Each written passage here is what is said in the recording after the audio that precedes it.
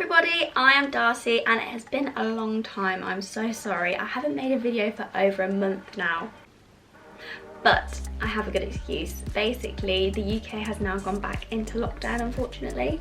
So for the past week, I've actually been off work, hence the change of background. I'm now back in my bedroom to my original filming background that I did back in lockdown. I thought what a productive time to actually make some more video content because I know you've all missed it. I've had a lot of DMs on every social media platform you can think of. Ever since I went back to work in July, everything was just so hectic. I mean, the amount of people that were coming through the salon doors, that everyone obviously wanted their haircut after lockdown because 3 months of not having your haircut wasn't a good ending for many people. So I've been busy in the salon, but now I've got a lot more free time on my hands, which means a lot more video content for you.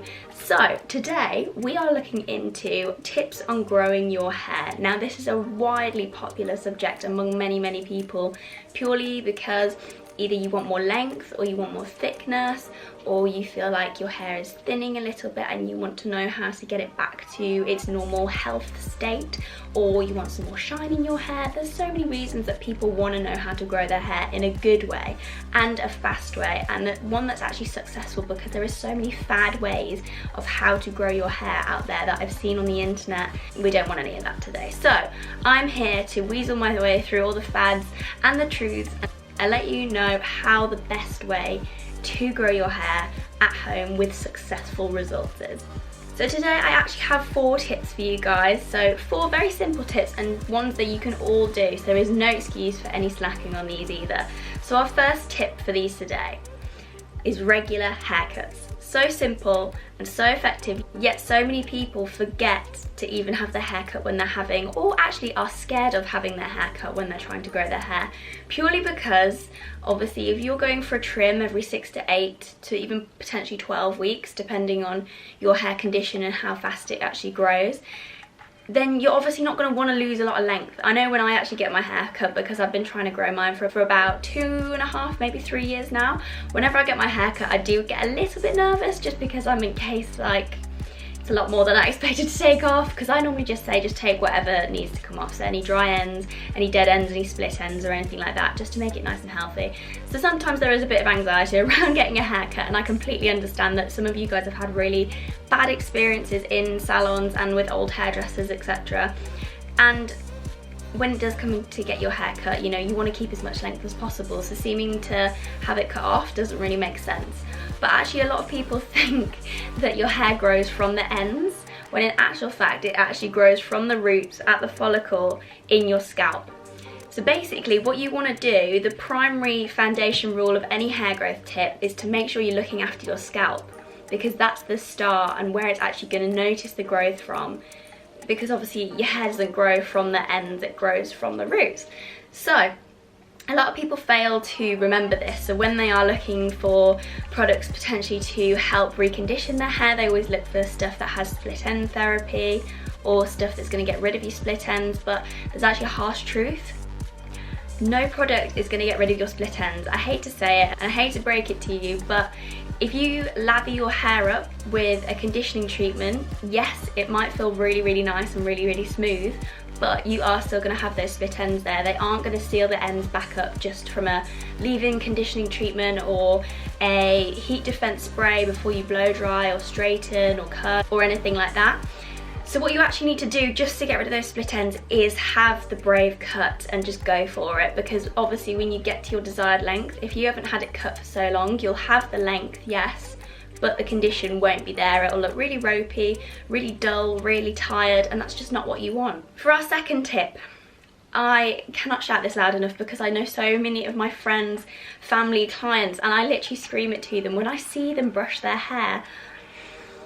Oh my god, it's just ridiculous, because everyone seems to rag their hair through. If they've got knots, they seem to just want to get them out really quickly, and the quickest way for them to do that is literally rag the brush or comb through their hair and just want to get every single knot out and make it silky smooth. And you can hear the hair breaking and ripping out as they brush it through, and it literally makes me cringe every time I hear or watch or see it. I'm just speechless. I literally just yank the brush out their hand. Why? You can hear the hair breaking. So my rule is do not rag the brush through your hair, please. Start from the ends and work all your way up. You will find a much better result, and although it's a little bit more time consuming, yes, you'll have more hair left at the end of those 5 minutes that is taking you a little bit longer to brush through. And trust me, it is worth having that extra bit of hair just for that bit more time. 3. Now, you wouldn't think this, but actually some foods can play a massive part depending on how your hair condition actually lies. Now, we all know that skin, hair and nails are all connected, and for those to have good results, you need a good balance of a lot of things. So one of them being your diet.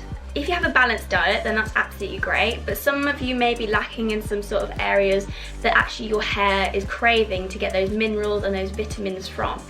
So some really good examples of this that you need to add into your diet, if you don't already, is actually stuff like fatty fish, so salmon for the omega-3. Those kind of oils, the fatty fish oils, are amazing for your hair. It gives it amazing shine, amazing condition, and you will notice the difference.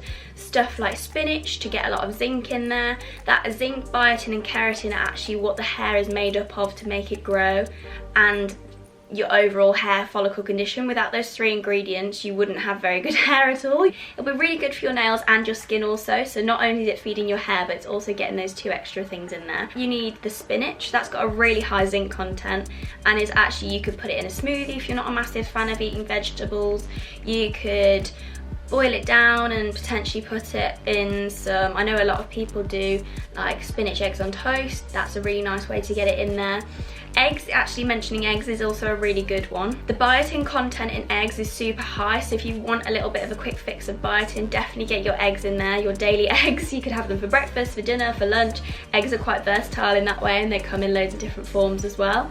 If you're not a massive fan of eggs, eggs on toast is a really good way. That kind of takes, I'm not a huge fan of eggs, but the texture of eggs kind of makes me like the rubberiness a little bit. I can't have like poached or anything. I really wish I could, because I like the look of it, but I'm just not a massive fan. So sometimes if I really need to get it in there, another huge one is nuts, kind of any type of nuts, like almonds or walnuts or ordinary peanuts without any flavouring on them. They will all be really good for your hair. My 4th one is do not overuse heat on your hair, and trust me, this will make a massive difference. Now that the UK, anyway, if you're watching from the UK, I know you're in lockdown, so to be honest, if no one's seeing you, there's really not much need to put any heat on your hair. So this could be a really nice period of time where you give your hair a bit of a detox, bit of a breather from any harsh heat or harsh chemicals that are going onto it. So take that into account and you'll notice a lot less split ends. Also, try not to tie your hair up too much. If you are needing to tie your hair up for work, for sports, for lifestyle, everyday kind of thing, maybe it just gets in your face and it annoys you.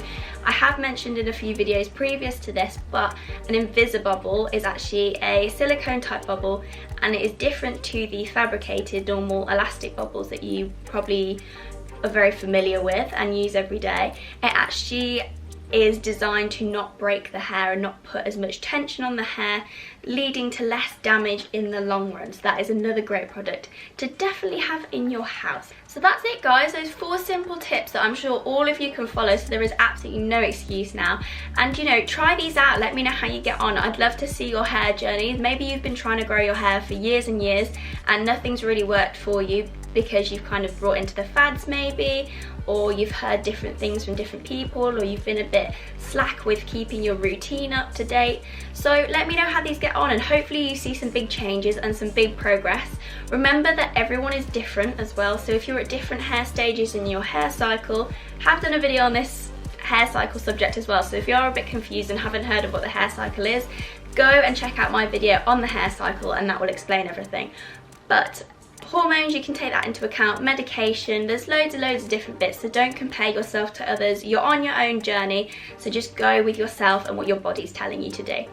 Thank you so much for watching. I will have another video out very soon. I promise I won't slack as much as I used to, but this is new video content.